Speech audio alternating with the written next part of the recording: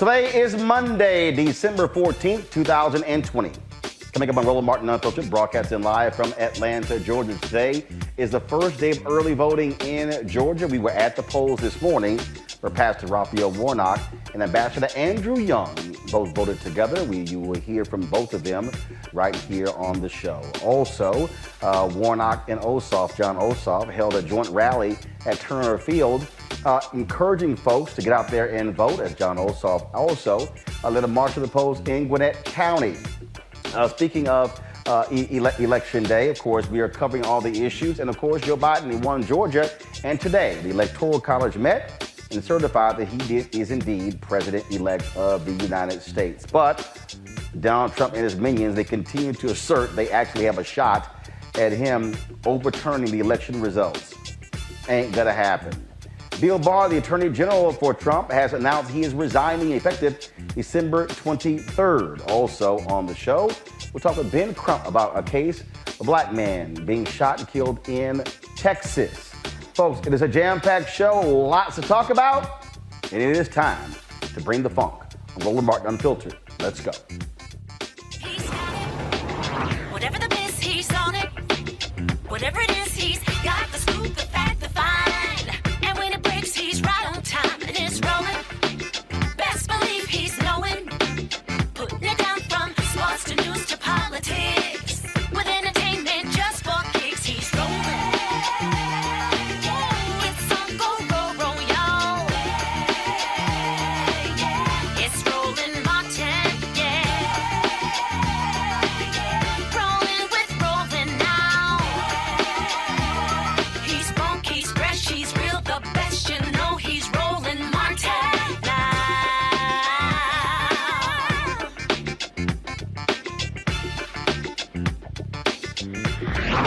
Martin!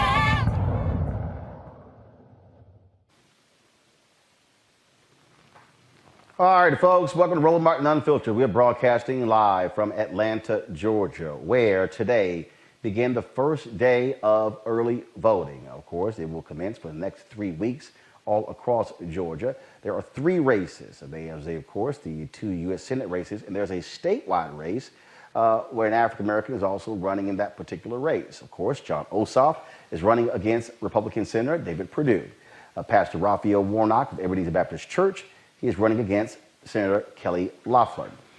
They, of course, have been traversing the state, spending lots of time all across the country. This weekend, of course, we also spent time on the road with Pastor Warnock in Albany, as well as Black Voters Matter in Macon, Georgia, and Columbus, Georgia.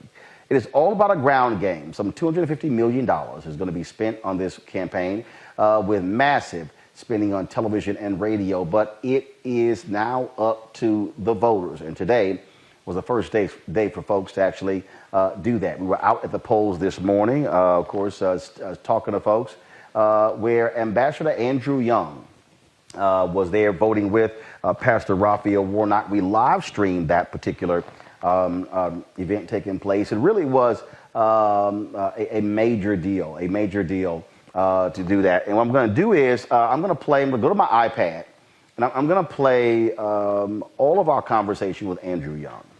And the reason that's important is because here you have a lieutenant of Dr. King, and you're going to hear him talk about having tears in his eyes when he arrived at the polls and saw the massive line that was greeting him. Folks in line. It was cold this morning, some 41 degrees, overcast, wind was blowing. It was cold all day. But the voters made it perfectly clear. Yeah, they were going to do whatever necessary to actually wait in line. And so we had a great chance to chat with Ambassador Andrew Young. The media was assembled there as we waited for Pastor Raphael Warnock to show up there for the 2 of them to actually vote together. And so I just wanted to share this with you and listen to the words and wisdom of the great Ambassador Andrew Young, also former mayor of Atlanta, former congressman from Georgia as well. Mr. Young, what's going on today? This is what we used to call a Freedom Day. That these are people who have been marching and singing and, protesting and boycotting And today is the day they get a chance to vote for all of the things that they have been complaining about. And hopefully they're voting, well, they will. They'll vote for whoever they think is going to make things better for them. Now, that means it's going to be a divided election. But hopefully in Atlanta, after the vote is cast and counted, we live up to the will of the people, and we try to do as best we can what is best for all of the people. And I think that's what's happening. Tell me about the candidates. What do you think about the candidates? Well, I'm a Democrat, and I think we have two young, bright, wise young men that could give this country leadership for a long time. And they've got a diversity of background, and yet they've all come up through many dangers, toils, and snares by God's amazing grace. And I think God's amazing grace is going to lead us all. And why is this election so important? And where do you compare it with all the elections that you've been involved in?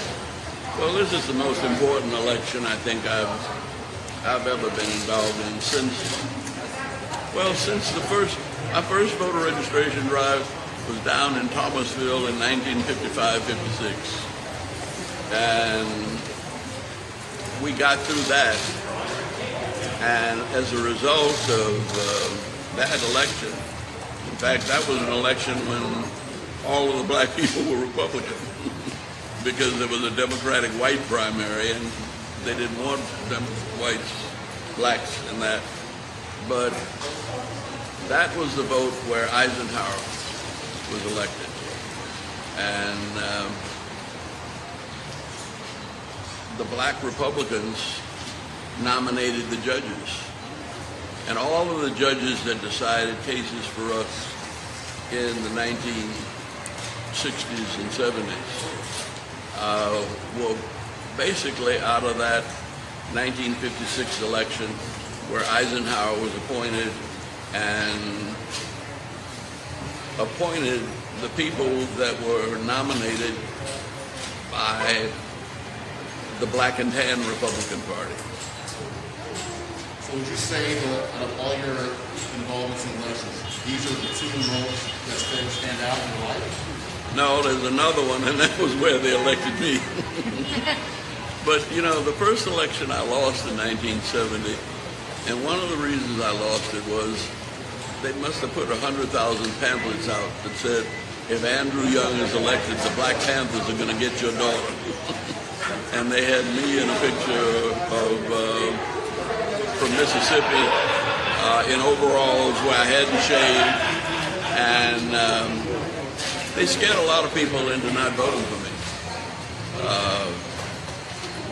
2 years later, they knew better, and I got elected, and I've been elected everything almost. Well, not everything, because I tried to run for governor, but I was running for governor and running to get the Olympics. I missed the governor, but we got the Olympics.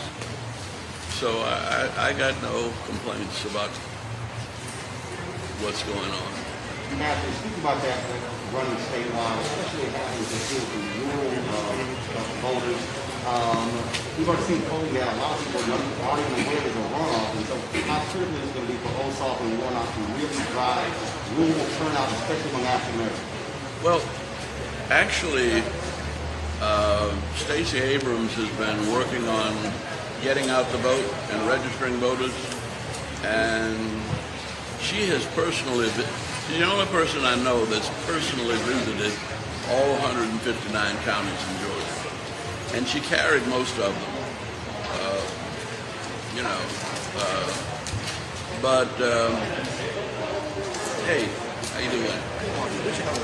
Yeah. But it's, forgot which lady came and distracted. Yeah. She decided. I'm an old man. Pretty ladies do that. The importance of targeting those rural voters and getting them to turn out. Well, yeah, I think we do a good job with that. And see, there's no place more than 2 hours from Atlanta, almost 2 or 3 hours. We got good expressways. We have not had as much voter suppression in rural Georgia in recent years as we've had in urban and suburban Georgia. But all of that's part of change. One of the things also points out when we talk about Republicans already tried to change the very law that they changed to make it easier for people to vote. Newt Gingrich was even complaining that why the Secretary of State making it hard for Republicans to win. I thought the Secretary of State worked for the people, not the Republican Party. Well, and was elected by the people, not the Republican Party. But I've even had, I remember when I was in Congress with Newt Gingrich, I remember when he was liberal enough to take the lead with Jack Kemp on boycotting South Africa. And everybody got caught under, I think they were fearful of the bully in their midst. And I'm sure they know better. And, and I think we will move on after this. And you cannot lose faith in democracy. Because with all of the troubles we got, it's still the best system of government on earth. And, people are afraid of socialism, but you can't have socialism anymore. It cannot exist with cell phones. Got to ask you, electoral college meets today. Yeah. And that's, Joe Biden is certified to win again. Just your thoughts on the constant attacks by Trump and his supporters to undermine this election. Well, even the electoral college, this democracy was formed really very well by the founding fathers in 1776. But they knew that they were not right about women or slavery. And we have had to work with the democracy. After the Second World War, they gave white veterans more benefits than they gave black veterans. They've given white farmers more land, big white farmers more land than little black farmers or little white farmers. The thing about an election every 2 years is it gives you a chance to perfect the system. And that's what I think we're doing. And I think people have gotten that message thanks to the candidates who've been out here getting it. And you can't shortchange Stacey Abrams for the systematic work she's done. She's one politician. When she lost, she went to work. And she hadn't stopped working yet. And I hope she won't. I might have missed it, but just how are you feeling right now? Excited? What's going on? Well, I tell you what,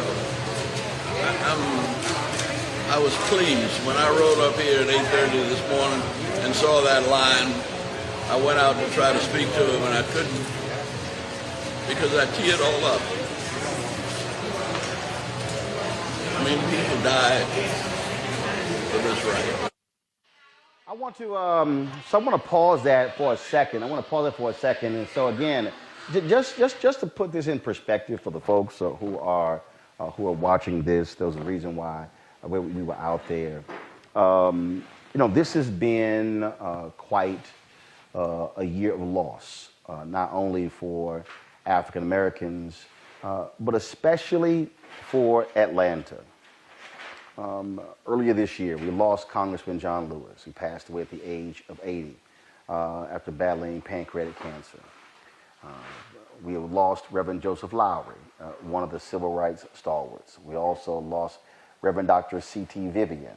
You talk about collective, folks, 270 years of life, of wisdom and experience. And so for Andrew Young, who is approaching 90, still fluid, still lucid, to be there, to greet voters. He's a beloved figure in this city.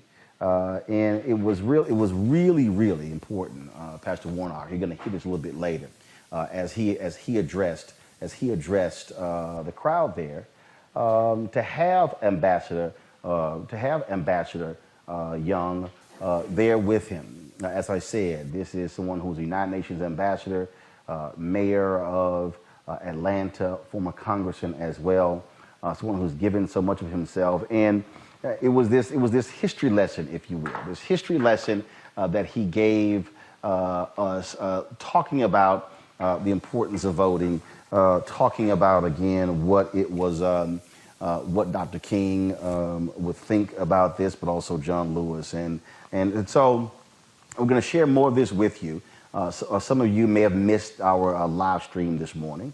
And so we live streamed all of this, even when Pastor Warnock arriving on the scene there. And so we wanted to just, show you some of this here. And so here's more of my conversation with Ambassador Andrew. And many of them I knew. And people got beat up.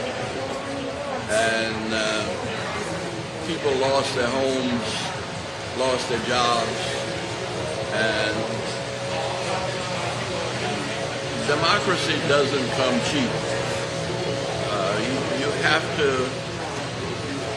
have to give some time, and sometimes you have to risk your life that democracy might live. And John Lewis did that. Dr. King did that.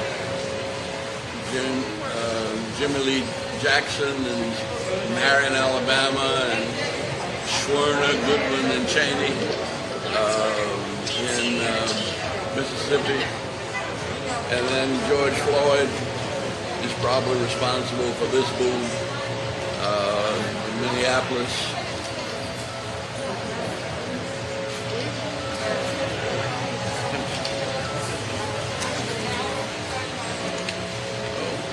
Okay, thank you.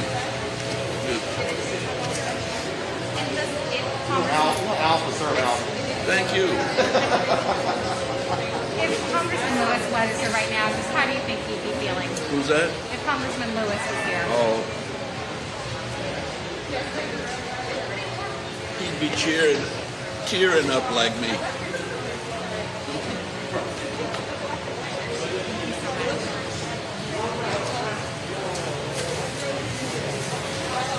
But it would be tears of joy. Tell me that again, I'm sorry. I said he'd be tearing up like me, but they'd be tears of joy.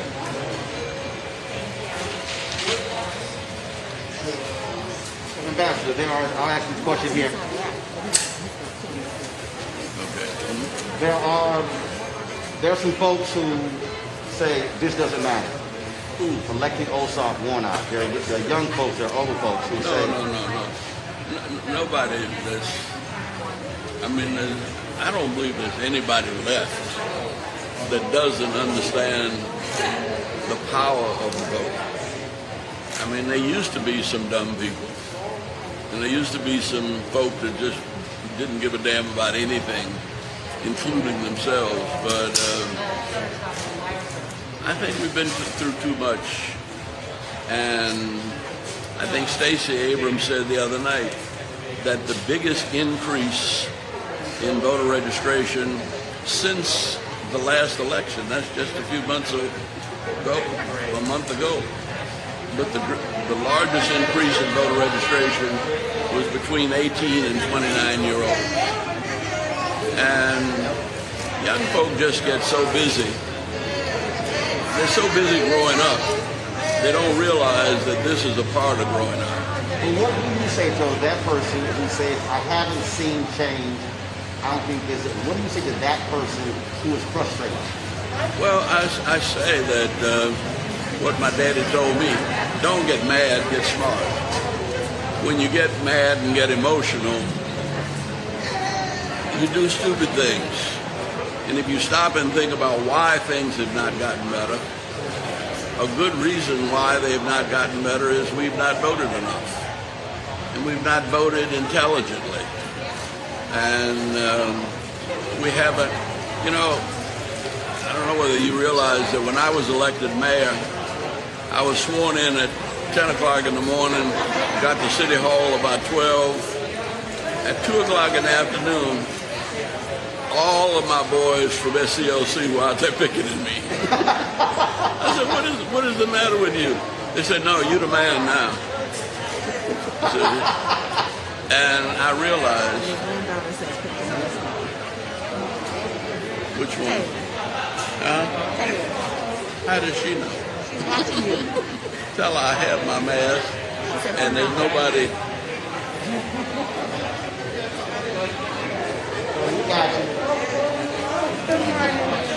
Hi. How you doing, Vaughn? Okay. You were saying your SCLC guys were picketing you. They were picketing me, and then I realized that this was good because it gave me a constant reminder that I wasn't there for myself. I was there representing them. And I taught them that what you're voting for somebody to be at the table when the money's divided up. And it's all about dividing up the money. And you invest in what you believe in. And if you don't believe in yourself, we had a little fella who started working with me at 14. And he was too young to vote, but he put bumper stickers on cars and got all his gang organized. And then when I got elected, I was in Washington. I got a call one day, and he said, hey, Andy. He didn't say congressman. He'd known me since he was a kid. He said, I need your help. I said, what do you need? He said, I need to get into Morehouse. I said, well, you should have good grades. You're smart enough. He said, well, I'm smart enough, but I don't know about my grades. I said, well, you help me get into Congress. I guess I have to try to at least recommend you to Morehouse. Then I go to the UN, and he finishes Morehouse, and then he calls me up at the UN and says, look, didn't you go to Howard? I said, yeah. He said, I want to get into Howard's law school. Can you give me a recommendation? So I got him a recommendation for Howard's law school, and he got in, and by the time I left the UN and came back to be mayor, I was, we were finishing the international terminal in the 3rd and 4th runway. And we'd have $300 million deal that we put together to take to Wall Street. It's the first time I'd ever been in a Wall Street boardroom. And I go in there, and there are all of these books for me to sign. And I said, what is this about? He said, if you want your $300 million, you have to sign all these books. And I said, well, what are you doing back there? He said, remember, you sent me to law school. He said, my law firm is doing the legal work on this. I said, how much are they paying you? He said, well, they're not paying me, but the legal fees on this are about $600,000. I said, you getting $600,000? That's more than I'll make it mayor in 8 years. And he said, you should have gone to law school.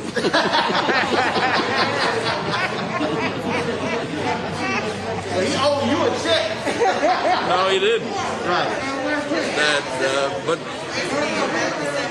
he went from being on the street, putting on bumper stickers, to being in the boardroom, telling me how to get $300 million, and his law firm got $600,000. Now, he went from being a street brother to collecting a check in the boardroom.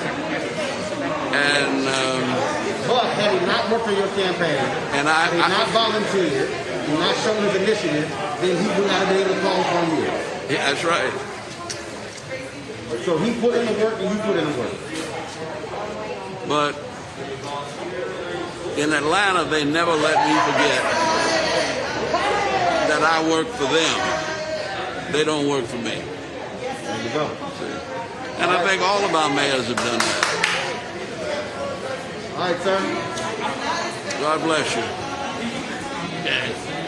Know how to work that alpha ring there. Yeah, you know, I never got one of them.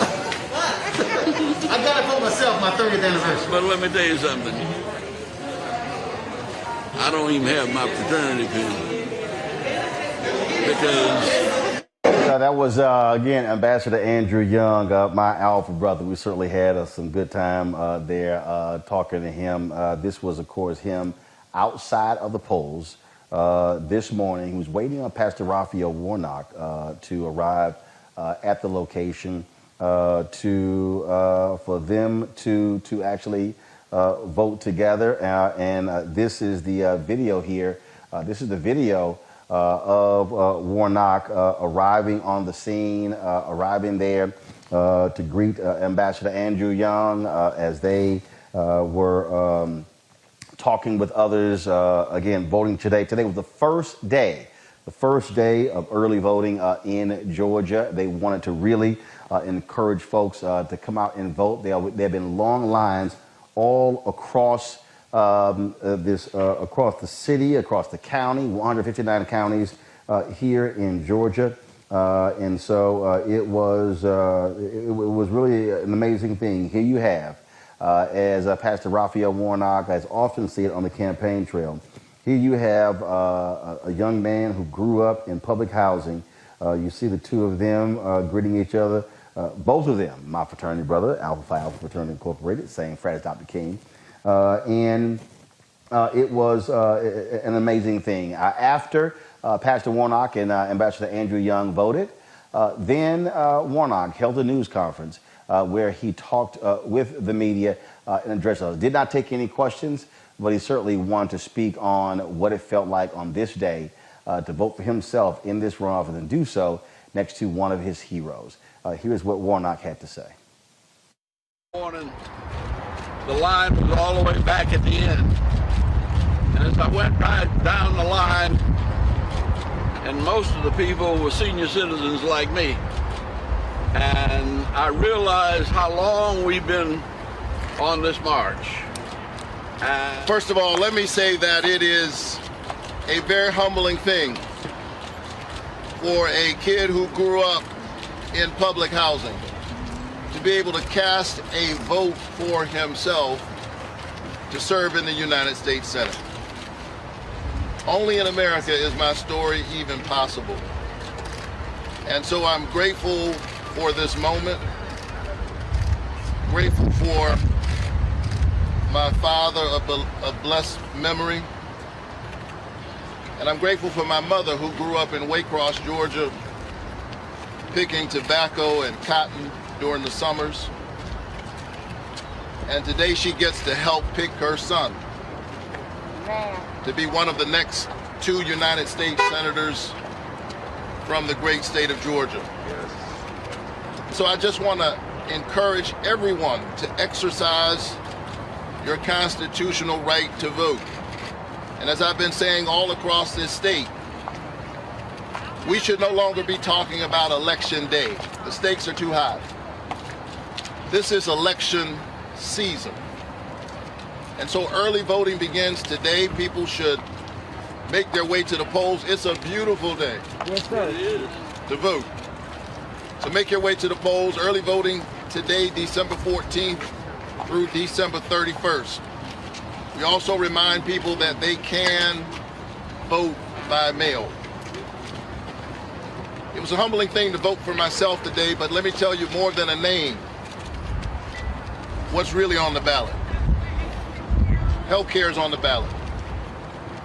A livable wage is on the ballot.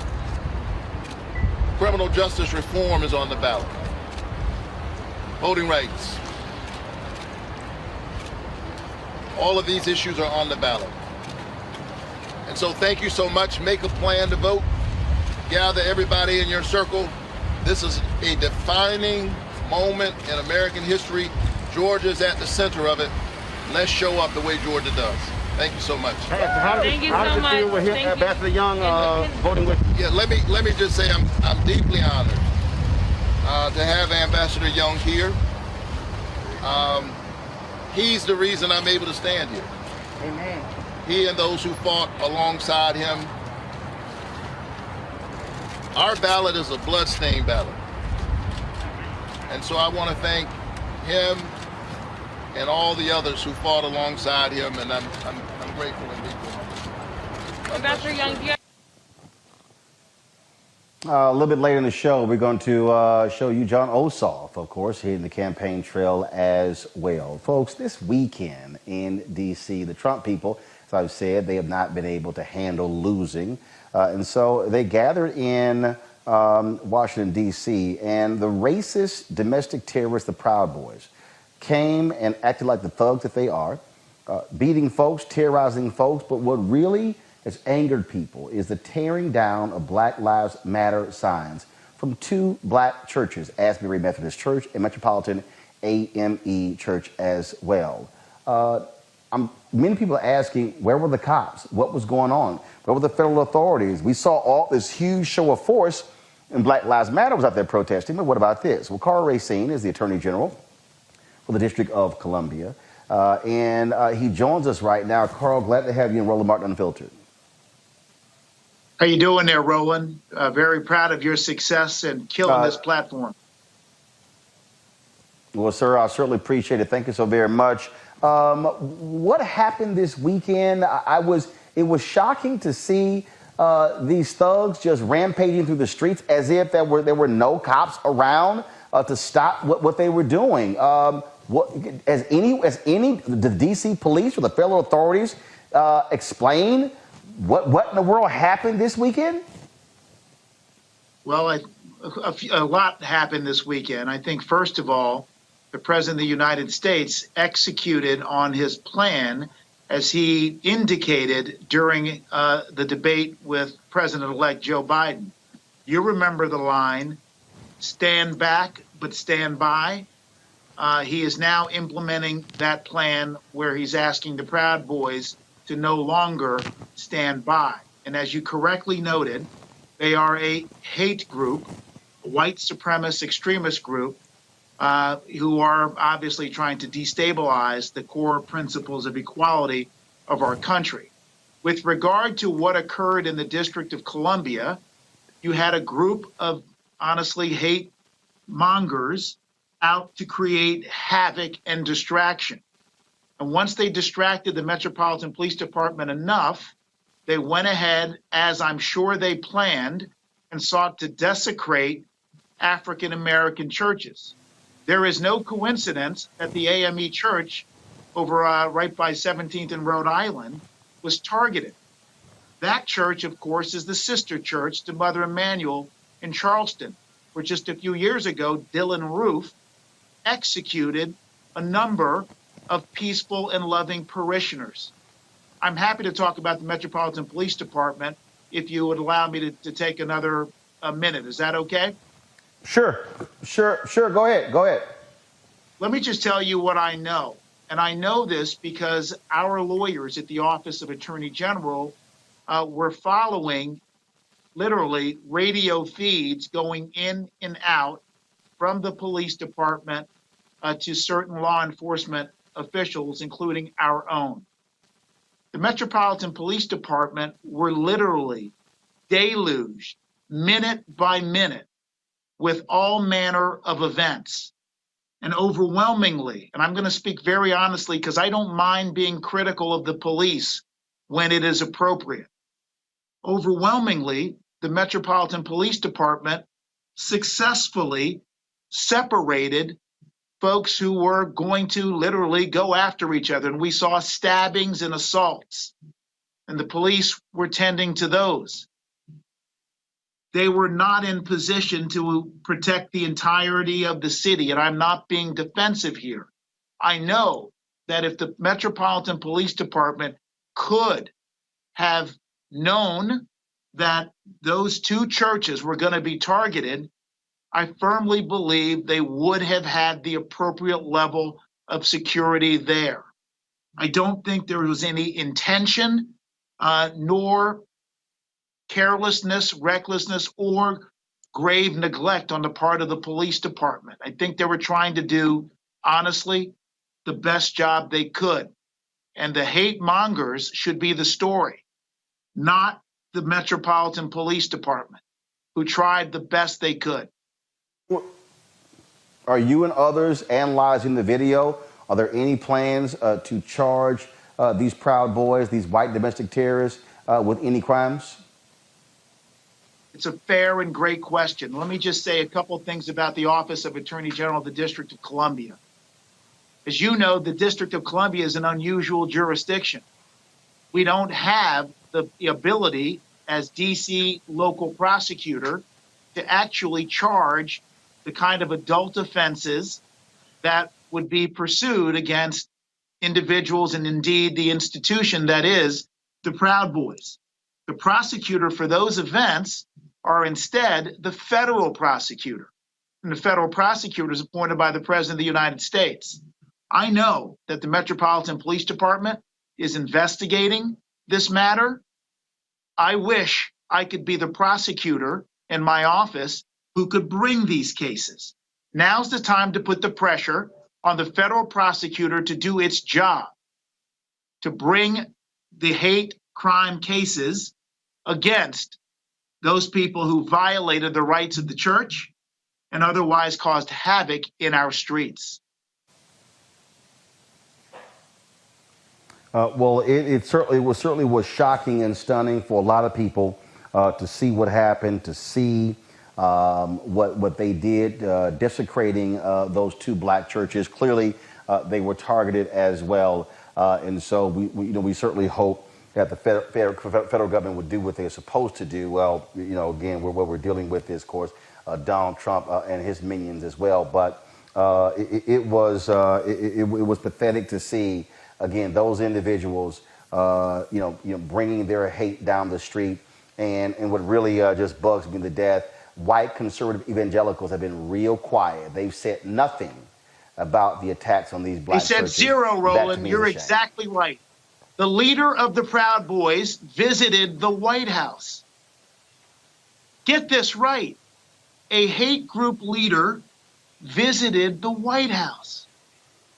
And then, hours later, went about desecrating black churches. Roland, may I raise an issue with you tonight? Yeah, go ahead. There are reports that Attorney General Bill Barr just resigned. I think it's effective in some days or shortly before Christmas. Yeah, have you heard of that? Yeah, December 23rd. He has resigned, effective December 23rd.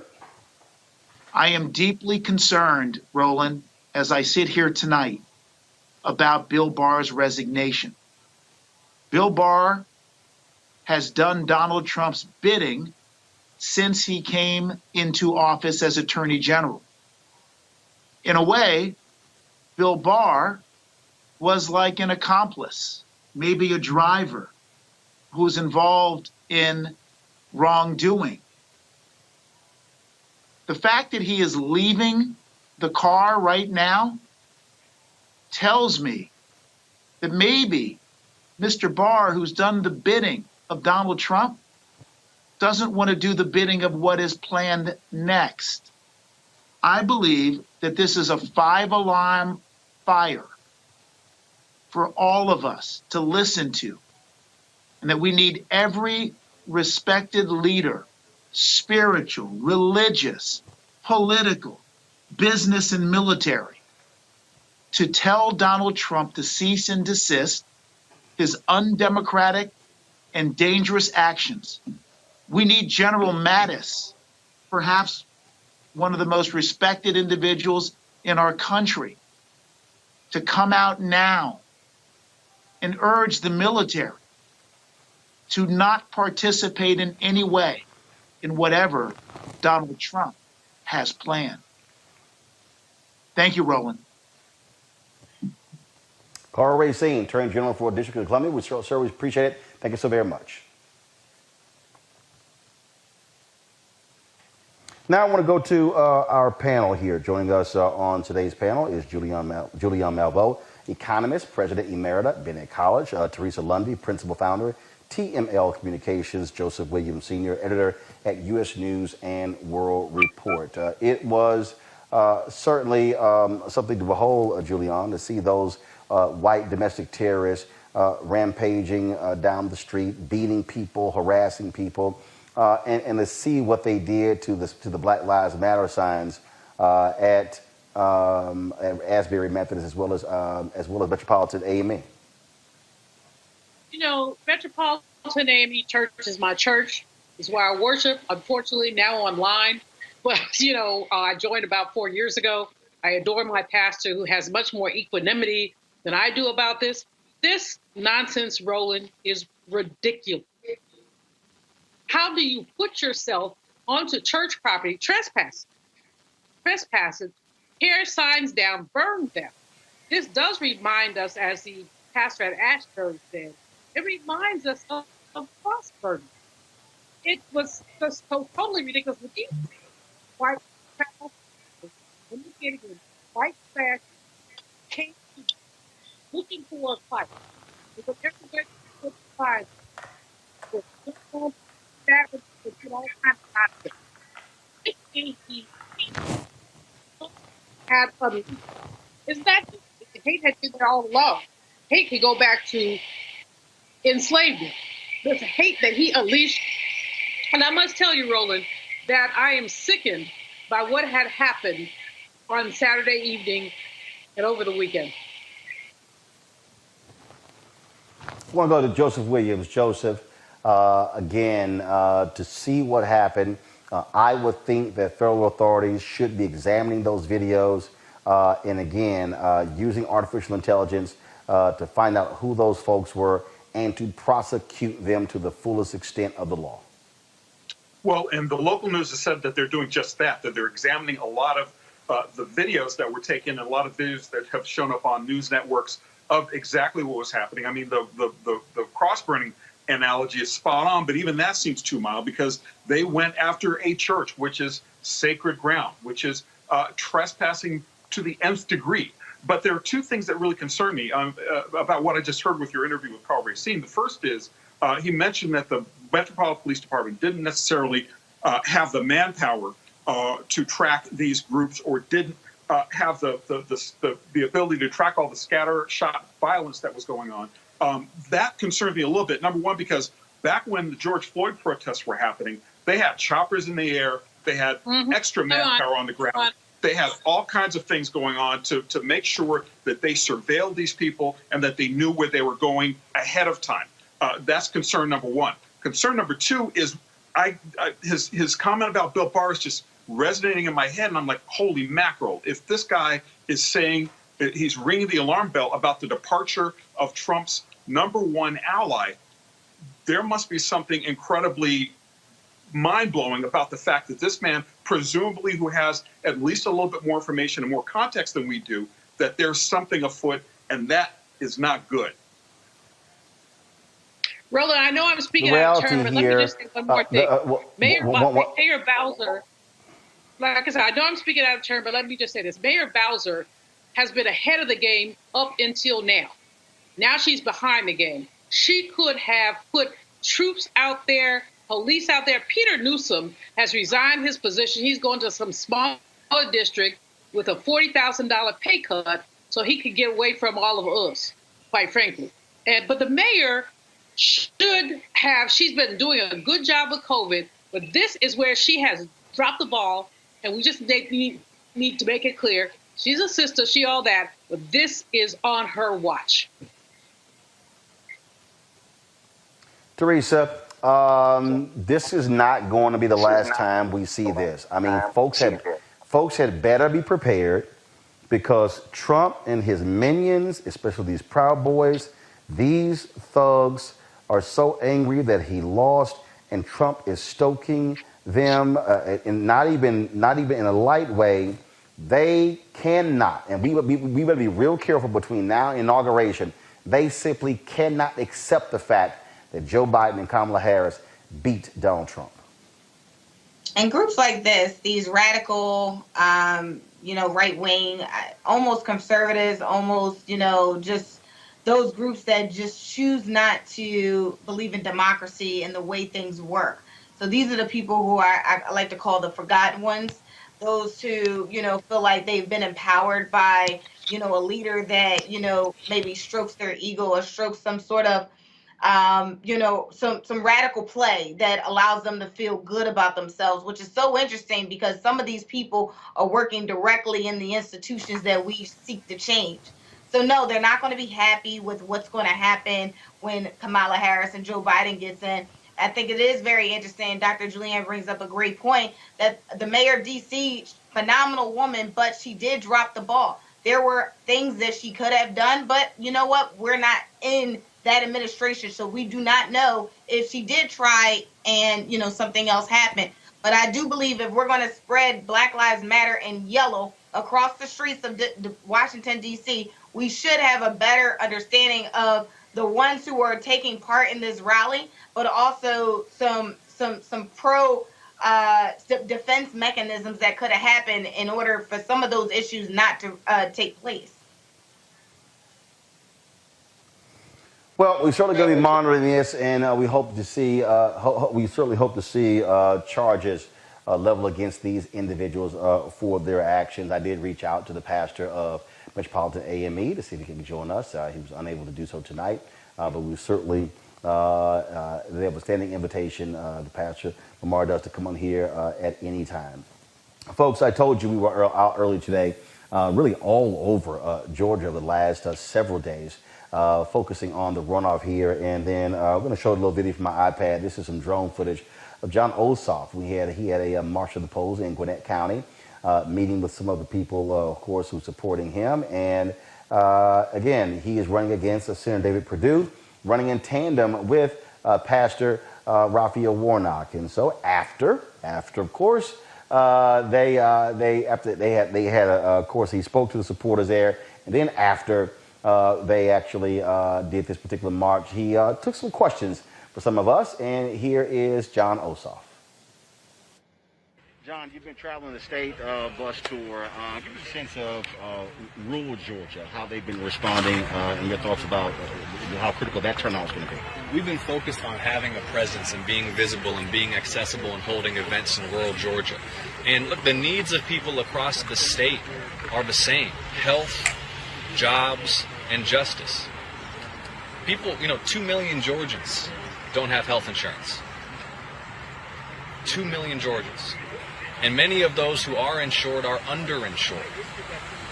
And many of those who are insured live hours from a clinic or a hospital. We've lost 9 rural hospitals in 10 years in Georgia. It doesn't have to be that way. Where's our senator been while these hospitals have closed? We need to rush resources to build clinics and hospitals across our state to make sure that every family in Georgia can access the health care they need. We need to invest in rural infrastructure, rural broadband, upgrading public school facilities, transit and transportation links to connect our farming communities with world markets and create jobs and economic revitalization in rural Georgia.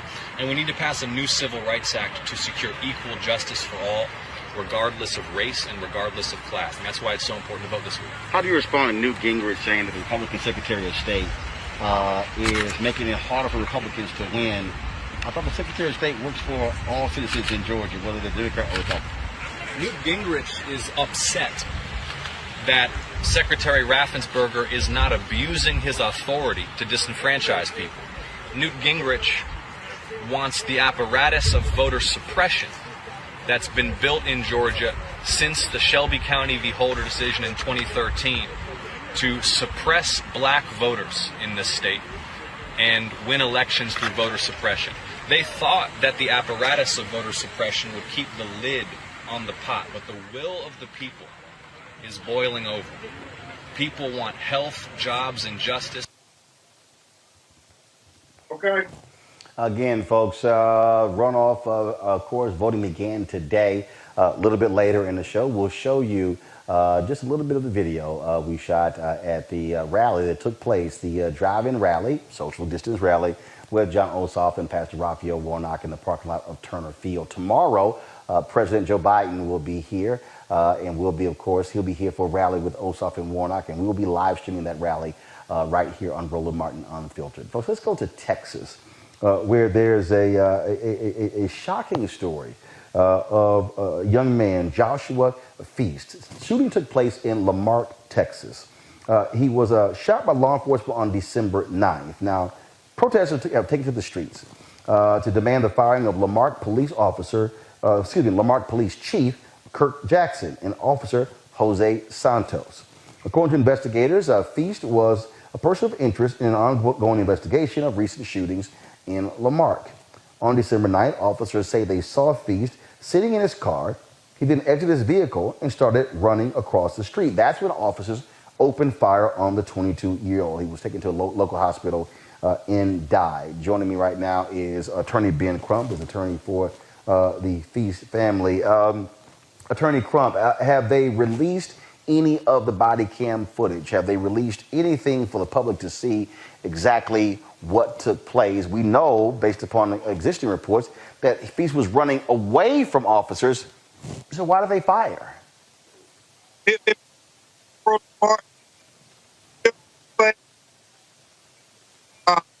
First. One second, Ben Crump. So here's the deal. Your audio is breaking up. We can't hear you at all. So here's what we're going to do. We're going to call you on audio, either FaceTime audio or Skype audio. And so we'll forego the video, but we want to be able to hear exactly what you have to say. So folks, if y'all can go ahead and do that, but it's breaking up badly. We can't understand what Ben is saying. So y'all let me know when we have just Ben's audio. Just Ben's audio. As I said, folks, this case has stirred up a hornet's nest there in Lamarck, Texas. Lamarck sits between Houston and Galveston. And it is a shocking story, but it's a common story. Again, where police shoot an African American running away. Now, officers always talk about firing. The law says if their lives are in danger, but someone running away, your life is not in danger if they're running away. Feast is dead.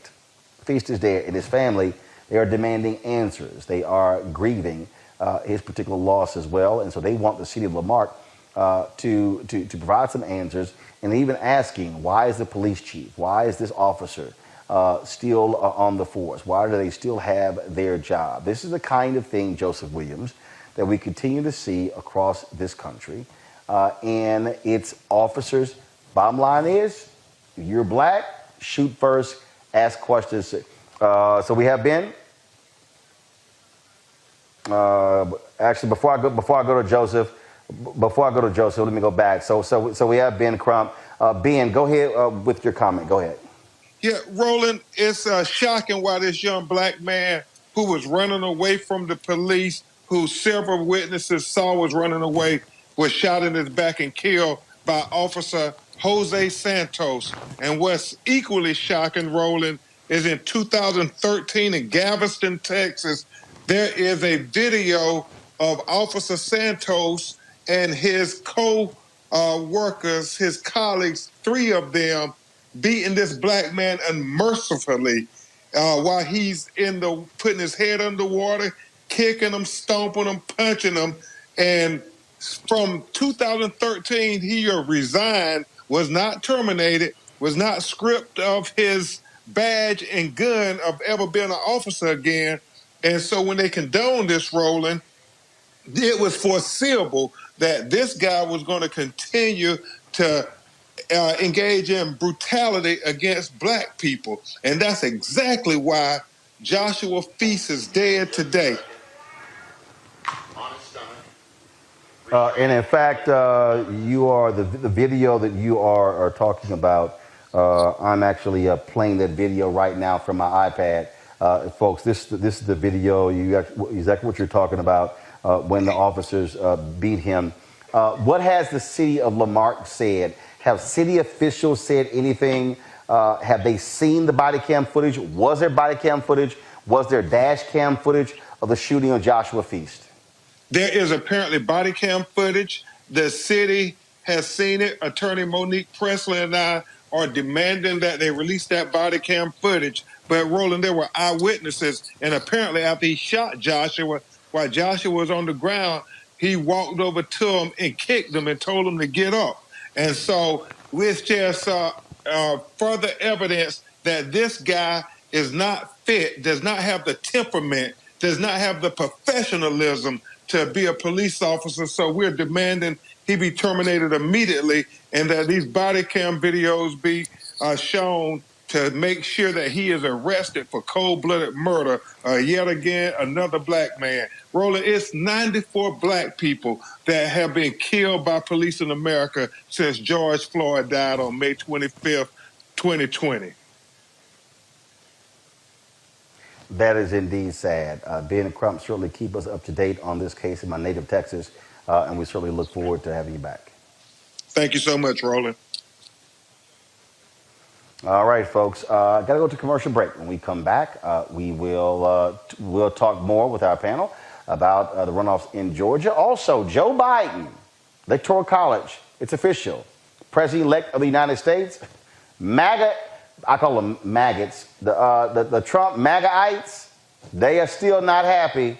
Y'all, your boy lost. Suck it up.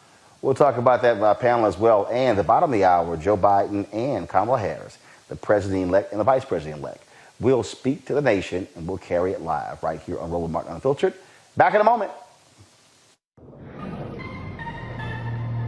I think what still impacts and what creates change is when we mobilize. When we say we're not powerless, and if I get with you and you and you, and all of a sudden it's 10 to 20 to 100 and 500 and 2,000 and 5,000, all of a sudden you have mobilized people, that creates that voting power. And then when you throw somebody out, it catches their attention real quick. But not only just that, they have to know what it is that they're standing for. Because if you have friends that talks politics, then of course we're having a decent conversation and I'm being educated at the same time. But if my group of people are not talking about that, then I still don't know. So I can unite with you, and then I'm making sure that you have the voice, but what if you don't have the courage to speak? So you're still getting a group of people together that don't know how to do nothing.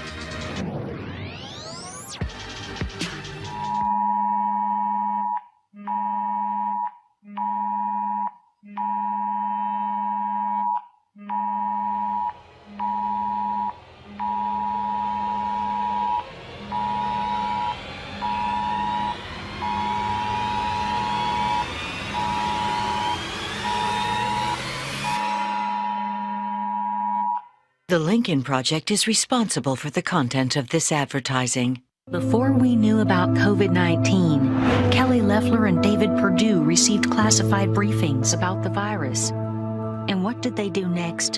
They downplayed the risks, then invested in body bags. 10 months later, over 10,000 Georgians dead. Kelly Loeffler and David Perdue, dead wrong.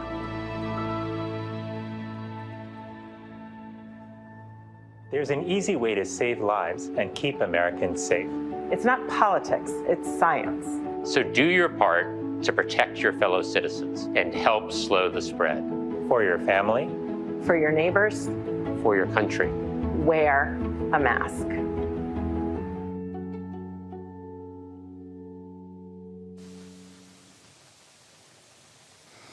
Well, y'all, Donald Trump has lost again. Today, the Electoral College met in state capitals all across the country, and Joe Biden and Kamala Harris have received the 306 Electoral College votes that they won by winning a variety of states across the country. It is one of the biggest margins, one defeating an incumbent president. Trump world is not happy. They still are contesting the election. It does not matter. Now they have this last-ditch effort trying to ask the House of Representatives to cast aside the votes of millions of people. This is pretty much of a joke, Joseph. It really is. But also, it is a grave threat to democracy when you see what Republicans are doing, not just 126 House members, not just these 18 Republican attorney generals, but also these Republicans in the Senate, people who've known Joe Biden and Kamala Harris for a very long time, who are so afraid of Donald Trump, they won't even own up to Biden and Harris winning. Well, this is the kind of dysfunction that happens in third world countries, people that don't have an established system of democracy. The problem here, however, is the fact that Republicans love power and they're craving it, and the only person who they think has it or has access to it is Donald Trump. Now, I wonder what's going to happen when he finally leaves office and whether or not this kind of thing goes away. I kind of tend to think it's not going to go away. And where does that leave us? It leaves us in basically a party, or rather a country, with one functional party and another party that's looking to undermine democracy.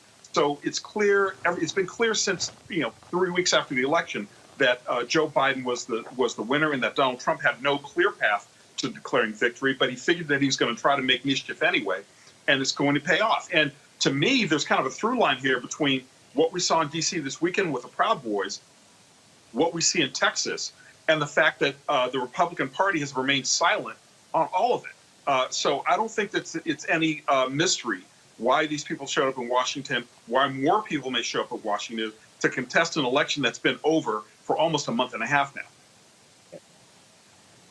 Teresa, you even have these idiots like Alan West, who now is chair of the Texas Republican Party, saying that people like Texas should secede from the United States. First of all, the red states, y'all, you can't succeed because you're broke. Most of the red states gets more money from the federal government than they actually generate themselves. So y'all can't afford it. So shut up. At all. I mean, it's a disgrace on so many levels. I mean, democracy is hanging in the balance here because we are seeing, Republicans really try to find themselves in a president that literally has only himself in mind, right? And so it's literally like they're like placing all their bets onto Donald Trump. And when he leaves, they know for sure that their seats are going to be at the balance of the people. And that means all of their, back and forth, all of their non-agreeing, all their, denying a presidency and defying the Constitution of which they say they live by is all going to go by the wayside. And so it's a very important time. Right now is a very important time in history. Another reason why I'm wearing this American flag, because history is taking place with these runoff races, but it's also showing us where our country needs to go and the type of leadership that needs to be put in to place so we stop electing these traditional politicians that do not have the people in mind, but they have self that is at the forefront of this discussion. But the thing here, Julian, that this is not a laughing matter. The Wisconsin Supreme Court today ruled against the Trump lawsuit regarding the election. It was a 4-3 vote. It wasn't 7-0. 3 Republicans, Wisconsin State Supreme Court justices, agreed with the Trump people. I think that's something that we cannot overlook, that these folks are such partisan hacks, they will ignore the law to advance their interest. How do you get more than 100 members, Republican members of Congress, fight on to the Texas lawsuit? That's how you get a 4-3 vote in Wisconsin. The fact that Joseph said earlier, these people love power more than they love democracy. The blessing at the moment is that the Supreme Court, even with its 3 Trump appointees, has not yet been swayed by this nonsense. But the fact is that these folks will do anything to say, "I have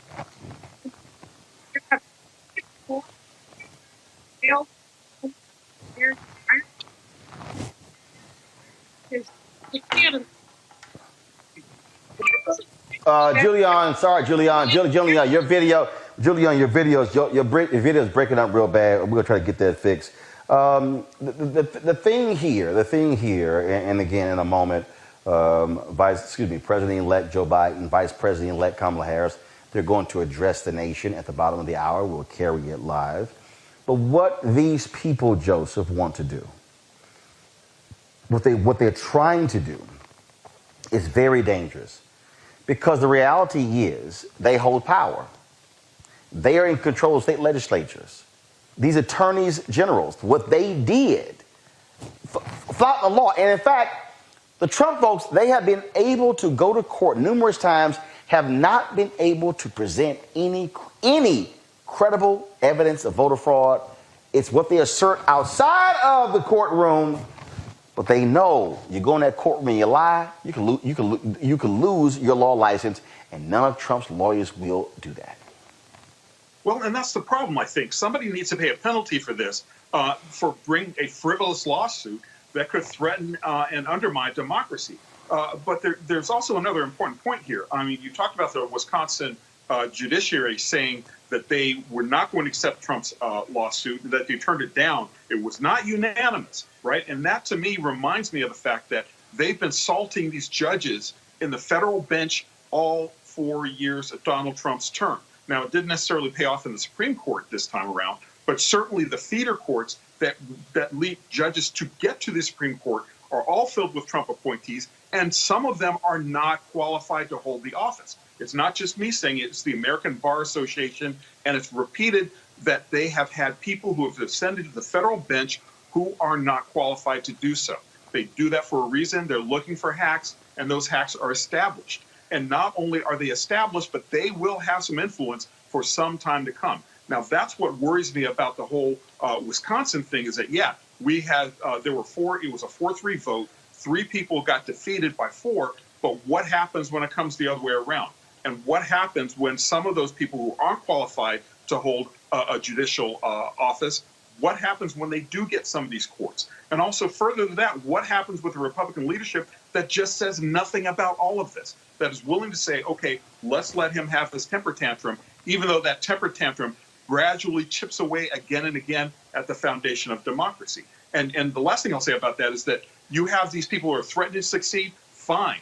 The South did it 150, 160 years ago, didn't work out so well in the long run. These people, they have no principles. They have no courage. They have no integrity. I don't want to hear that law and order crap, Teresa. I don't want to hear it. I don't want to hear all the founding fathers and we're here to uphold it. No. What they have tried to do is to subvert the U.S. Constitution. They have committed treasonous acts, and we have to call it what it is. And that's why I believe the only power that Trump really has is the power of the pardon. And so I think everybody right now, those who are actively willing his bidding, is ensuring that they are on that forever pardon list, because they're not sure what that outcome is going to look like. So protecting themselves and their assets is pretty much the only agenda and the only card that Trump seemingly has to play in this lost election. So it looks like they're really taking it down to the last end, but it's really unfortunate because the characters of each of these justices, of whom those they've been appointed and elected, when we say, the elections of judicials matter, they absolutely matter. And it's coming, to the front end of the stage early. So when those appointments were happening and when people were bidding for certain positions, and yes, we were talking about other issues that were happening at the Supreme Court, but we really needed to pay attention to those appointments because these are the type of people that we're getting, and the results are going to be treacherous in the long run. But see, I also wonder. I mean, if I can And interject there for a Julian, minute, go I ahead. also wonder how are you going to get the genie back into the bottle, right? I mean, we already have a lot of this stuff that's playing out in public. We got these unqualified judges that are going to be there for a lifetime. We have a Republican Party that has all but pledged fealty to Donald Trump, and we have a QAnon member, like somebody who actually believes that there is this vast global conspiracy out there and that Donald Trump is the only one that's keeping the world from chaos, right? She is now going to Congress. She is going to be a confirmed congresswoman. How do you get the genie back in the bottle? How do you get sanity back in the Republican Party when they're so willing to do insane things just to maintain power? And what is that going to do to the fabric of the country that we've got one party that just has no grounding in reality, and the people who may have some tenuous grounding in reality still don't want to say anything because they're afraid of pissing off their voters and losing their safe seat? What happens now? Where do we go from here, I wonder? I would probably I think where we go is let's just be real clear. There is no such thing as Trump's base in the Republican Party and the Republican Party. Those two things same thing. Are one. There are no distinctions. The Republican Party as a party has embraced the crazy. They have embraced it. For 126 House members to do what they did, to side with that ridiculous lawsuit out of Texas from Attorney General Ken Paxton, it's enough said. It's enough said. This is the Republican Party. They are who we thought they were. Well, and I remember the day after Trump got elected. I'm sorry. Go ahead. Go ahead, Teresa. One second. Teresa, then Joseph. Yeah, so I mean, part of it is when Trump was elected, it was so cavalier. It was, very nonchalant. He was surprised when he won, but again, harnessing on the emotions of those of the forgotten, right? And I think we bring it back to the Democratic Party and the DNC more than often, and in so many ways and so many times, where we're telling them that these voices need to be at the table as well, because you wonder why you're missing votes, you're missing support, and then wonder why you have to spend more money to galvanize support of what you should have had in the beginning, because that education of the process needed to be instituted early on and year round with candidates that, are like Warnock or John Ossoff or Stacey Abrams. Not later in the game when there's an issue and there's a crisis that needs to be handled, but somewhere in the middle of that rebuilding structure where leadership is actually taking place. So, Joseph asks where we go from here. And I think as we go back at the top, when it comes to restructuring what those measures of applicants and the constant communication, not just election season, but what does that look like across every front? Well, and that's Julian, the thing. these folks are not going anywhere. I'm sorry, Joseph, go ahead. Joseph, go ahead, then go Julian. Joseph, go ahead. Well, you're absolutely right. They're not going anywhere, and that is the concern. What happens now? What does the Democratic Party do now? It's clearly not an argument about economic anxiety. That's out the window. We have hundreds of people in downtown Washington beating people up, tearing down Black Lives Matter posters. We've got them marching to the beat of the president. What happens? How can you controvert that? How does that remain in a viable democracy? Julian, they're not going anywhere, and I have been telling people since 2009. I said I've signed a book deal with Ben Bella, an independent company out of Dallas, to publish this book. It will publish in first quarter 2022. It's called White Fear. I said we're living in the age of white minority resistance. That was 11 years ago, and all we've seen in the last 11 years are these white folks losing their mind. And I'm telling you, they cannot handle losing. They cannot handle not being in the majority. They cannot handle having to share power. And so those of us who believe in freedom and equality had better gird ourselves for a battle, not over the next year, 2 years, 3 years, 4 years. No. Right. We're about to see the next 30, 40, 50 years. Yes. It's a multi-decade struggle, Roland. Just as the post-Reconstruction era was a multi-decade struggle, just like the Civil Rights era is a multi-decade struggle, these white folks are angry. They're seeing their power shift beneath their feet every minute. You've seen people, white people write about it, white rage. We've seen, black people write about it. But the reality is that the numbers, you can't lie with numbers. By 2050, our nation will be majority minority. Period. Get over it, y'all. That's what's going to be. You have people who say they have diversity fatigue. Well, you know what? You could have diversity fatigue just like you have sunrise fatigue. You see sun go up, sun come down, sun go up, sun come down. You tired of it? Oh, well, take a rest because it's going to keep happening. And that's what's happening now. We're seeing it in any number of ways, and we see it with the resistance. Just last week, there was a motion on the Senate floor to create a national museum on the history of the Latino. Mike Lee, senator from Utah, scratched it. He said it was divisive to talk about the history of Latino. Hell, excuse my language, but hell, we took Mexico and turned it into California. Mexico and turned it into Texas. And then this dude does not want to talk about the history of Latino. So no, these people are hot monkey mad, but they've been mad, quite frankly, Roland, since the end of enslavement. And they put every block that they could out there. And just all of a sudden now, we're getting the numbers to say, oh no, y'all, this ain't happening. You had the Obama presidency, and you were absolutely right when you called that in 9.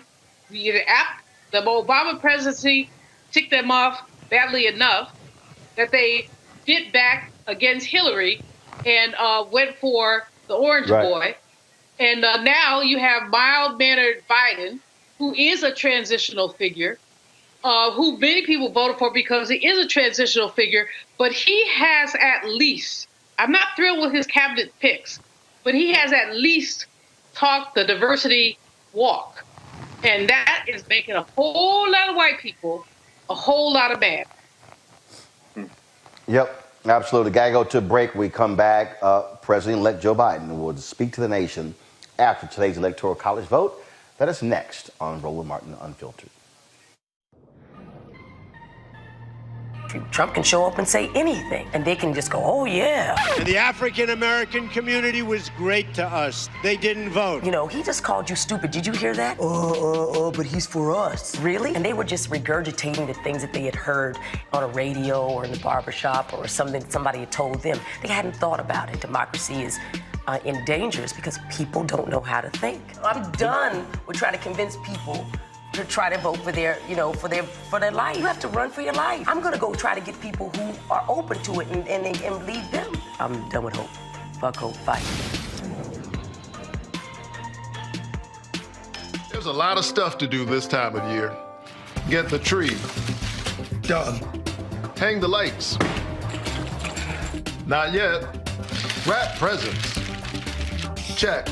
But this year there's one extra thing to do. Vote.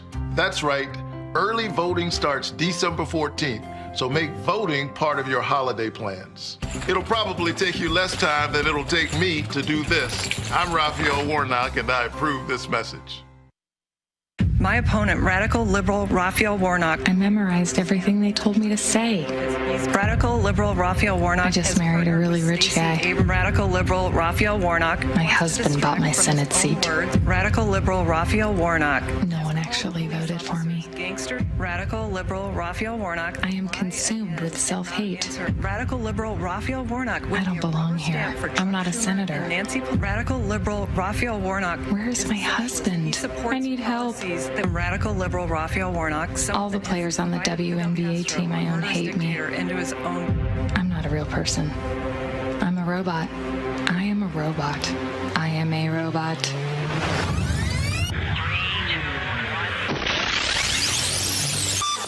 Sure do need to vote now. Touch your neighbor, say, neighbor, your vote is your voice. And I want you to remember this. Our parents did more with less than we do today. With less, they beat slavery. With less, they beat Jim Crow. With less, they beat lynching. With less, they beat the KKK. With less, they won women's suffrage. With less, Harriet Tubman got 500 slaves out of slavery. She didn't have email. She didn't have text. She didn't have Facebook. She didn't have Instagram. She didn't have Twitter. She didn't have a car. All she had was faith in God and a .38 pistol on her side and moss on the north side of the tree and a North Star in the middle of the night. She did more with less, and we must do more. iPad. If your vote didn't matter, you wouldn't have so many people trying so hard to stop you from voting. There is some value there. But even when you talk about that people are not paying attention to your issues, I can't pay attention to your issues if I don't even know you there. And the only reason people are going to know you there is when you show up to the polls and vote. That's when that power manifests itself. But as long as you staying home, as long as you making excuses, then guess what? You will always experience these issues that we're experiencing today.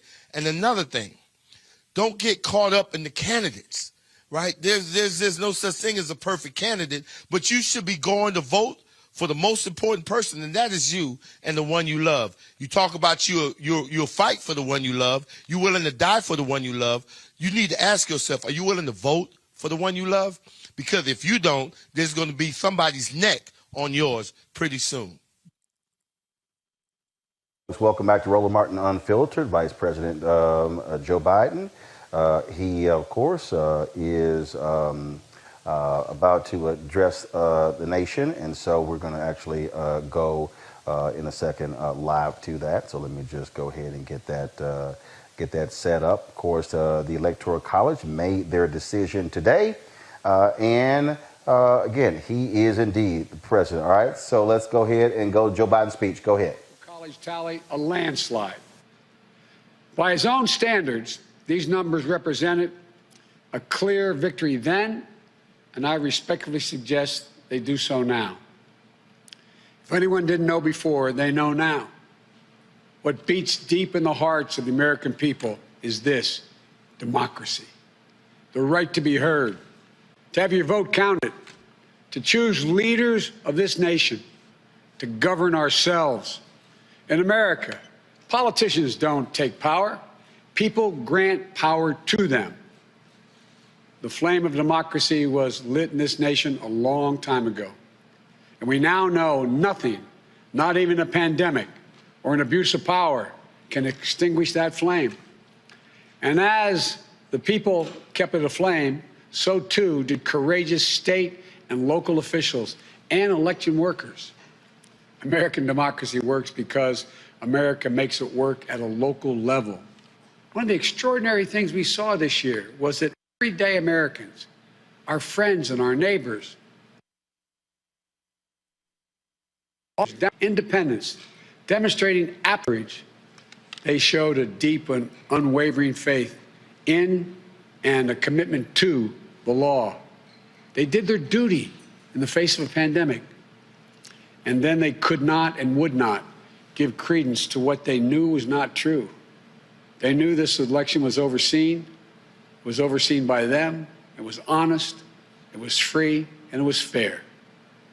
They saw it with their own eyes, and they wouldn't be bullied into saying anything different. It was truly remarkable, because so many of these patriotic Americans are subject to so much, enormous political pressure, verbal abuse, and even threats of physical violence. While we all wish that our fellow Americans in these positions will always show such courage and commitment to free and fair elections, it is my sincere hope we never again see anyone subjected to the kind of threats and abuse we saw in this election. It's simply unconscionable. We owe these public servants a debt of gratitude. They didn't seek the spotlight. You know, and our democracy survived because of them, which is proof, once more, that it's everyday Americans infused with honor, character, and decency that is the heart of this nation. You know, in this election, Their integrity was matched by their strength, independence, and the integrity of our judicial system. In America, when questions are raised about the legitimacy of any election, those questions are resolved through the legal processes. And that's precisely what happened here. The Trump campaign brought dozens and dozens and dozens of legal challenges to test the result. They were heard again and again. And each of the time they were heard, they were found to be without merit. Time and again, President Trump's lawyers presented arguments to state officials, state legislatures, state and federal courts, and ultimately to the United States Supreme Court twice. They were heard by more than 80 judges across this country, and in every case, no cause or evidence was found to reverse or question or dispute the results. A few states went for recounts. All the counts were confirmed. The results in Georgia were counted 3 times. Didn't change the outcome. The recount conducted in Wisconsin actually saw our margin grow. The margin we had in Michigan was 14 times the margin President Trump won that state by 4 years ago. Our margin in Pennsylvania was nearly twice the size of the Trump margin 4 years ago. And yet, none of this has stopped baseless claims about the legitimacy of the results.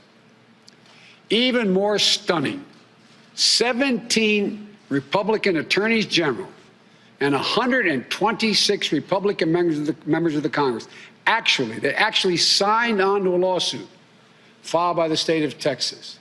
That lawsuit asked the United States Supreme Court to reject the certified vote counts in Georgia, Michigan, Pennsylvania, and Wisconsin. This legal maneuver was an effort by elected officials and one group of states to try to get the Supreme Court to wipe out the votes of more than 20 million Americans in other states, and to hand the presidency to a candidate who lost the Electoral College, lost the popular vote, and lost each and every one of the states whose votes they were trying to reverse. It's a position so extreme, we've never seen it before. A position that refused to respect the will of the people, refused to respect the rule of law, and refused to honor our Constitution. Thankfully, a unanimous Supreme Court immediately and completely rejected this effort. The court sent a clear signal to President Trump that there would be no part of an unprecedented assault on our democracy. Every single avenue was made available to President Trump to contest the results. He took full advantage of each and every one of those avenues. President Trump was denied no course of action he wanted to take. He took his case to Republican governors and Republican Secretary of State, as he criticized many of them, to Republican state legislatures, to Republican-appointed judges at every level. And in a case decided after the Supreme Court's latest rejection, a judge appointed by President Trump wrote, quote, "This court has allowed the plaintiff the chance to make his case, and he has lost on the merits," end of quote. Lost on the merits. Even President Trump's own cybersecurity chief, overseeing our elections, said it was the most secure election in American history, and summarily was let go. Let me say it again. His own cybersecurity chief, overseeing this election, said it was the most secure in American history.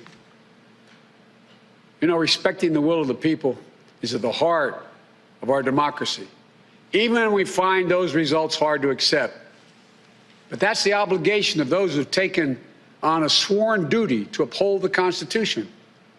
4 years ago, when I was a sitting vice president of the United States, it was my responsibility to announce the tally of the Electoral College votes in the joint session of Congress that voted to elect Donald Trump. I did my job. And I'm pleased, but not surprised, by the number of my former Republican colleagues in the Senate who have acknowledged already the results of the Electoral College. I thank them, and I'm convinced we can work together for the good of the nation on many subjects. That's the duty owed to the people, to our Constitution, to our history. You know, in this battle for the soul of America, democracy prevailed. We, the people, voted Faith in our institutions held. The integrity of our elections remains intact. And now it's time to turn the page, as we've done throughout our history, to unite, to heal. As I said in this campaign, I will be president for all Americans. I'll work just as hard for those of you who didn't vote for me as I will for those who did. There's urgent work in front of us. Getting this pandemic under control and getting the nation vaccinated against this virus. Delivering immediate economic help so badly needed by so many Americans who are hurting today. And then building our economy back better than it ever was. In doing so, we need to work together to give each other a chance to lower the temperature. And most of all, we need to stand in solidarity as fellow Americans, to see each other, our pains, our struggles, our hopes, and our dreams. We're a great nation. We're good people. We may come from different places, hold different beliefs, but we share in common a love for this country, a belief in its limitless possibilities. For we, the United States of America, has always set the example for the world for a peaceful transition of power. We'll do so again. I know the task before us won't be easy. It's tempered by the pain so many of us are feeling. Today, our nation passed a grim milestone, 300,000 deaths due to this COVID virus. My heart goes out to each of you in this dark winter of the pandemic, about to spend the holidays and the new year with a black hole in your hearts, without the ones you loved at your side. My heart goes out to all of you who have fallen in hard times through no fault of your own, unable to sleep at night, staring at the ceiling, and weighed down by the worry of what tomorrow will bring for you, and equally important for your family. But we've faced difficult times before in our history. I know we'll get through this one, but together. That's how we get through it, together. So as we start the hard work to be done, may this moment give us the strength to rebuild this house of ours upon a rock that can never be washed away. As in the prayer of St. Francis, for where there is discord, union. Where there is doubt, faith. Where there is darkness, light. This is who we are as a nation. This is the America we love. And that is the America we're going to be. So thank you all. May God bless you. And may God protect our troops and all those who stand watch over our democracy. Thank you. Folks, that was President-elect Joe Biden speaking from Wilmington, Delaware, where after today in Electoral College met in state capitals across the country and where he received 306 Electoral College votes. Man, Teresa, what it's like to have a president give a speech that's presidential. Refreshing, invigorating, all the adjectives that is necessary for our leadership in this country in order to move forward. I mean, you know, he talked about the soul of the nation. He talked about his plan of moving forward. It was very clear, concise, and on point. And this is the time that we need it. We are moving into another phase in this country where we are talking about fixing the problems that we've all had during the last 3 years, 4 years really, since Donald Trump was elected, but also identifying some of those fears and some of those issues and also providing solutions. And that's where I think Joe Biden and Kamala Harris comes into play, where leadership, if we didn't notice it before, this is the time we're really going to notice it. So it was just very refreshing just to see a president that is willing and able to articulate what it is he's going to do and how he's going to scale back the unnecessariness of the Trump administration. Julian, you heard President-elect Joe Biden talk about surpassing 300,000 COVID-19 deaths in the United States.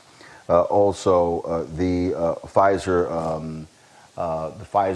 vaccine rolled out from various places on yesterday. We've seen folks being administered this particular vaccine. I mean, it shows you again just the stark difference in listening to Trump and his minions and listening to professional, qualified, smart, dignified, sobering voices. And I think come January 20th, you're going to see a completely different governmental reaction than the absolute shit show we've seen since January in this country. You know, Joe Biden comes to the table calm, moderate. There are no antics in his toolbox. We have had 4 years worth of antics. We've had tantrums, we've had name calling, we've had nonsense. Now we have a grown, mature man who comes to us, and it's a shame that you have to say that the president is grown and mature, because the president should always be grown and mature. But we haven't had that. We've got someone who comes, he speaks calmly, he talks about pulling people together, he talks about what needs to happen. He's aware of the coronavirus in a way that the previous one was not. But it's not just the coronavirus. He's aware about the hundreds of thousands of people who are not eating, who may be evicted, and his tone and tenor are empathetic to that. So this is, as Teresa, this is so refreshing to see. It's just so refreshing to see. And at the same time, this man is going to need support. Within the Democratic Party, there are a lot of differences. Young people have not seen anyone like them on the cabinet. Where's Buttigieg? Progressive people have not seen anyone like them on the cabinet. And Biden not only has to be grown, mature, calm, and moderate, but he has to also bring all these wings of the party together. Well, it is, look, expect more antics. Expect the crazy, deranged Trump folks to do some stupid stuff. You heard what Carl Racine, the AG for the District of Columbia, you heard what he actually had to say. And I think that's what we can expect. I think, look, he's a loser. He's a sore loser. He can't accept the fact that he actually got beat, that he lost the popular vote twice. Now he can't accept this electoral college defeat. And so Donald Trump is exactly who we thought he was, who is shown us to be. You know, Roland, if you elect a clown, expect a circus. If you elect a clown, expect a circus. Well, and that's what we're seeing. But actually, I think this goes even further. I think that we've certainly elected a clown, but no one thought the entire Republican Party apparatus would be a part of the clown show. Right. Yep. And that, you Teresa, know, that's the most disappointing part is because all the conservative values, all the American democracy, all the, you know, Christ first, it's like it almost went out the window when Donald Trump came in, and it just changed people's ideology or brought out the best in them. So again, this has been a wake-up call for everybody. Yeah, this is the best in the Republican Party. This is the best in those Republicans. What do you think was the worst of them, Teresa? Not the best, but the worst. You think this is the best of them? So here's what. So here, let me be very clear. This is the best of the Republicans that the people needed to see, because I think far too long people have always been shaded and coded by this perception of the value system they were giving, and so people ultimately thought that was what they were getting out of their elected official. But essentially, Donald Trump changed that in the last 4 years and showed who they actually were. This was their actual best. This is what they were at home talking at the kitchen table about, right? How to change the system into their best interest. And I think people actually seen that. But for those who didn't fall into the trap, right, we got John Kasich, Republican governor out of Ohio. And we have so many others that just said, no, that's not really who I am, and that's not what I signed up for. So for those small portions of elected officials who are Republican that said, no, I'm not going into this type of culture. We have seen the results. Well, there aren't, you say there's so many. There are not so many. You can count them on your hands. If 130 Republicans would sign on to that Texas garbage legislation, then this really does speak to the bankrupt, broken, sick party that would rather throw democracy down the drain than to deal with reality. Well, I say so much because some of them have actually shifted their position. Not on this piece of legislation. Teresa, go ahead.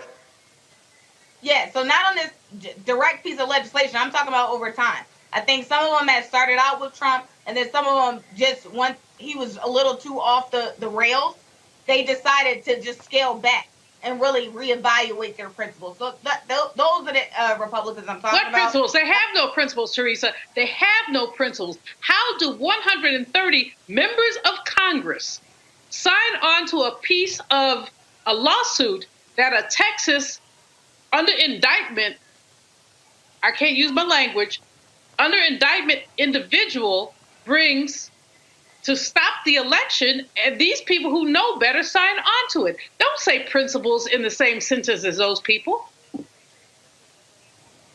Yeah, the reality is they have no principles, and so trust me, I'm just telling everybody, expect more crazy from Trump and his maggots between now and Inauguration Day. All right, folks, certainly some sad news. We lost two cultural icons over the weekend. First up, country music legend Charlie Pride died at the age of 86 from COVID-related illness. He, of course, died at his home, longtime home, in Dallas. He was a country music star who broke many barriers. In 2000, Pride was the first black artist inducted into the Country Music Hall of Fame. In 1971, became the first black performer to win the CMA's Coveted Entertainer of the Year. Between 1969 and 1983, Charlie Pride amassed 29 #1 Billboard country singles and became the first black act to win a Grammy in a country category, of course, which was Best Male Country Vocal Performance. For his 1971 album,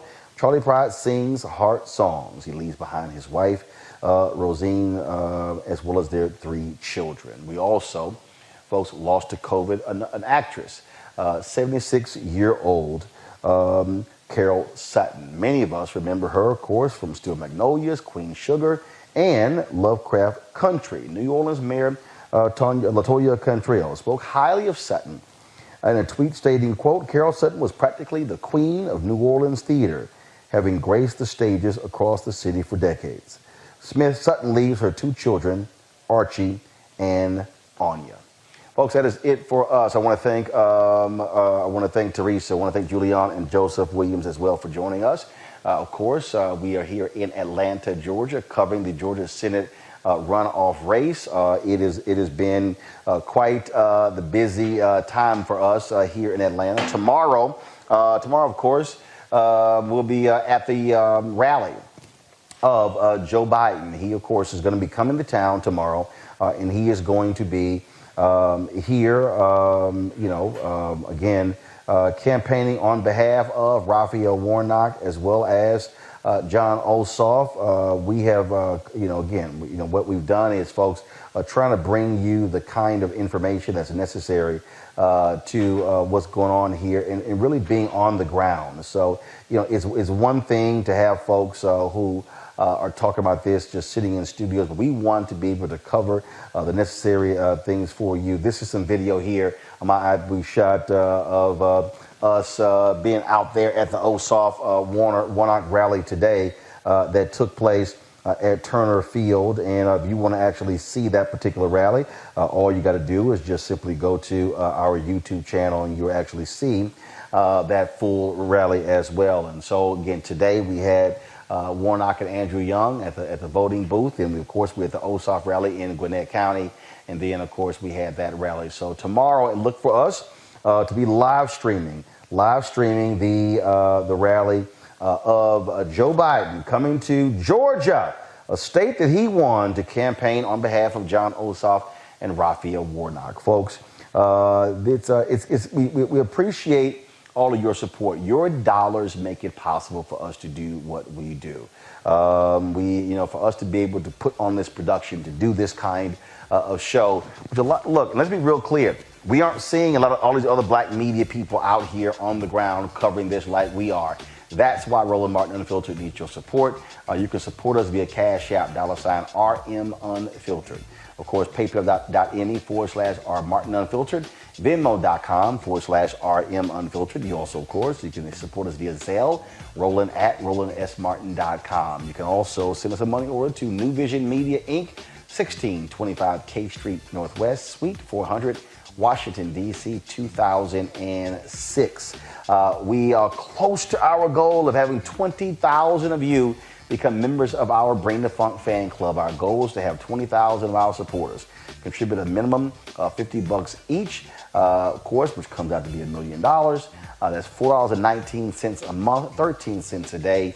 And again, there's some people, if you can't afford that, but people have given less. We appreciate that. 25, 10, 5, as little as $1. And then, of course, we've had people give a lot more than that. And we thank all of you who have given above and beyond that $50. Some of you have given $500, $1,000, $2,000, $5,000, $10,000, $15,000, one person $30,000 because they believe in the mission of Roland Martin Unfiltered. And that is for us to be able to have a news source that speaks to our issues, our concerns, and being completely unapologetic.